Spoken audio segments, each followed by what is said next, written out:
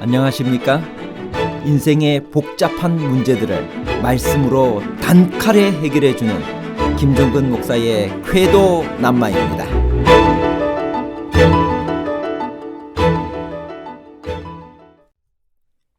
맹세한 것은 반드시 지켜야 하나요? 사울이 기브온과 맺은 맹세를 어겼을 때 이스라엘 백성이 어떤 벌을 받았나요? 이스라엘 백성들이 여호와께 묻지도 않고 기브온 사람들에게 속아서 맺은 맹세는 지키지 않아도 되나요? 아니면 속아서 맺은 맹세도 꼭 지켜야 했나요? 불이행과 실행에 관한 복잡한 문제를 하나님 말씀의 가르침으로 명쾌하게 해결해 드리겠습니다.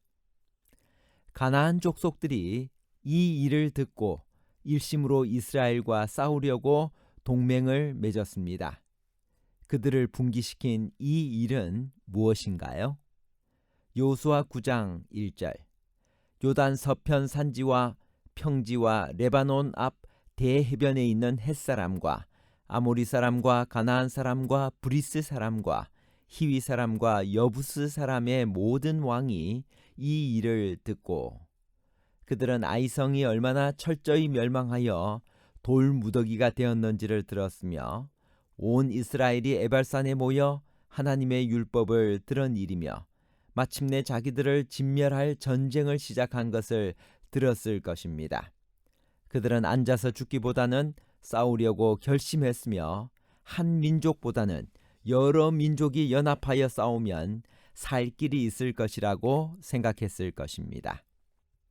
동맹을 맺은 족속 중에서 분열이 생겼습니다.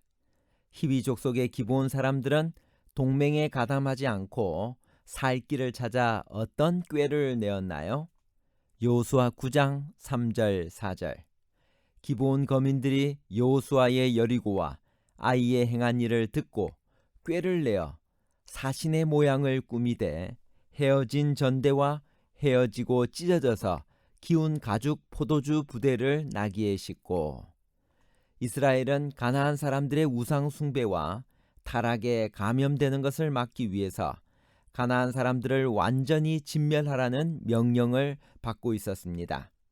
따라서 이스라엘 백성에게 가나안 사람들과 어떤 약조도 하지 말라는 지시가 거듭 주어졌습니다.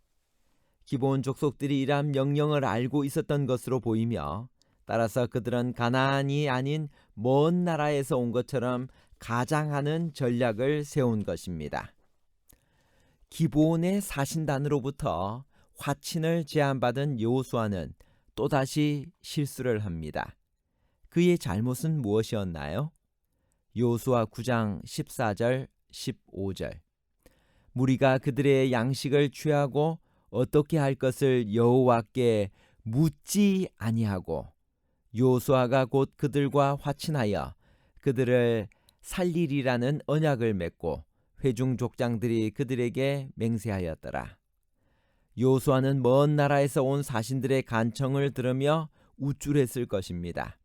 하나님께 묻지 않고 아이성을 공격한 실수를 한 것이 불과 며칠 전의 일입니다. 에발산에서 하나님의 율법을 낭독한 것이 아직도 생생했습니다. 그런데도 또다시 하나님께 묻지 않고 기브온과 화친을 맺고 말았습니다. 이것이 여호수아의 한계였고 인간의 연약함이었습니다. 큰 문제는 하나님께 묻고 작은 문제는 마음대로 처리하는 경향이 우리에게도 있다는 것입니다. 그러나 모든 일에 하나님의 뜻을 묻는 것이 현명합니다.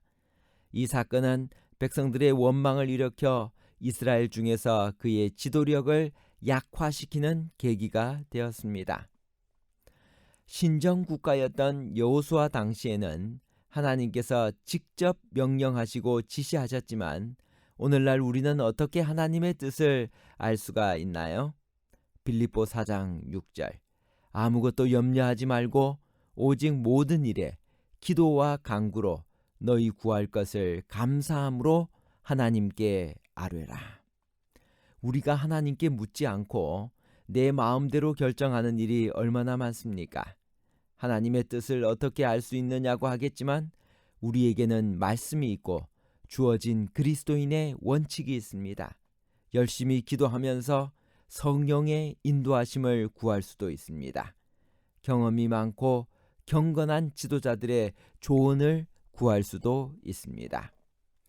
기브온의 사절단이 여호수아에게 접근한 방법들을 생각해 봅시다. 어떤 점들이 우리에게 접근하는 사탄의 방법과 비슷한가요? 여호수아 9장 3절에서 13절을 요약해 보면 기브온 사절단의 전략이 있습니다. 첫 번째, 듣고, 두 번째, 꾀를 내어, 세 번째, 거짓 속임수를 하고, 네 번째, 약조를 합니다. 사탄은 우리의 가장 연약한 부분에 관해 꾀를 내어 거짓으로 속여 약조하게 만듭니다. 기브온의 사절단은 왜 출애굽 사건과 요단 동편에서 있었던 일만 언급하고 최근의 여리고와 아이의 멸망에 대해서는 말하지 않았을까요? 여호수아 9장 6절 그들이 길갈 진영으로 가서 여호수아에게 이르러 그와 이스라엘 사람들에게 이르되 우리는 먼 나라에서 왔나이다. 이제 우리와 조약을 맺읍시다 하니 기브온의 사절단은 먼 나라에서 왔다는 거짓말 때문에 최근의 여리고와 아이의 멸망에 대해서는 말하지 않았습니다. 속아서 한 맹세라도 한 번 맹세하면 지켜야 하는 것이 이스라엘의 법이었습니다. 그러므로 맹세할 때는 신중해야 했으며 하나님의 뜻을 먼저 물어야 했습니다. 여러분들도 혹시 속아서 맹세한 적이 있나요? 여호수아 9장 19절 모든 족장이 온 회중에게 이르되 우리가 이스라엘 하나님 여호와로 그들에게 맹세하였은즉 이제 그들을 건드리지 못하리라. 부조와 선지자 506페이지입니다. 기브온인들은 우상 숭배를 버리고 여호와를 경배하기로 서약하였으므로 그들의 생명을 보존한 것은 우상 숭배하는 가나안인들을 멸하라는 하나님의 명령을 어기는 것이 아니었다. 그러므로 히브리인들은 저희가 서약한 맹세로 인하여 스스로 범죄한 것은 아니었다. 비록 서약이 기만으로 이루어졌을지라도 그것을 무시하지 말아야 하였다. 사람이 말로 서약한 의무는 사람으로 하여금 그릇된 행동을 하도록 속박하지 않는 한 신성하게 지켜야 한다.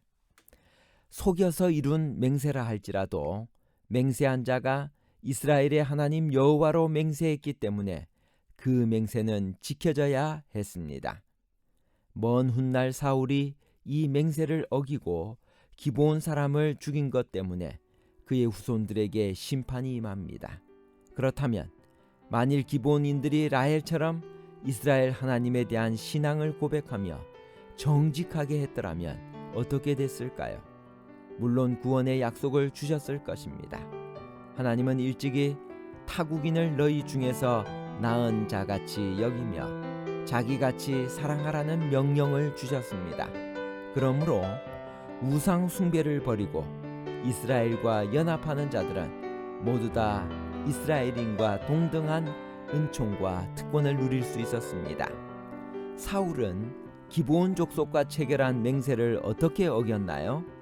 사무엘하 2장 1절 다윗의 시대에 년부년 3년 기근이 있으므로 다윗이 여호와 앞에 간구하매 여호와께서 가라사대 이는 사울과 피를 흘린 그 집을 인함이니 저가 기브온 사람을 죽였음이니라 하시니라. 사울은 기브온 족속과 체결한 맹세를 어기고 기브온 사람을 죽였습니다. 그 결과 다윗 시대에 3년 동안 기근이 임했던 것입니다. 속여서 이룬 맹세라 할지라도 맹세한 자가 이스라엘 하나님 여호와로 맹세했기 때문에 그 맹세는 지켜져야 했습니다. 사울은 결코 기브온 사람을 죽이면 안 되었습니다. 결론입니다. 첫 번째, 속여서 이룬 맹세라 할지라도 맹세한 자가 이스라엘 하나님 여호와로 맹세했기 때문에 그 맹세는 지켜져야 했습니다. 두 번째, 기브온 족속을 치지 못하고 나무를 패며 물을 깃는 종으로 삼았습니다. 세 번째, 사울은 기브온 족속과 체결한 맹세를 어기고 기브온 사람을 죽였습니다. 그 결과 다윗 시대에 3년 기근이 임했습니다. 결국 기브온 사람이 사울의 후손 중 7사람을 여호와 앞에 목매어 달아 죽임으로 기근이 끝났습니다. 감사합니다.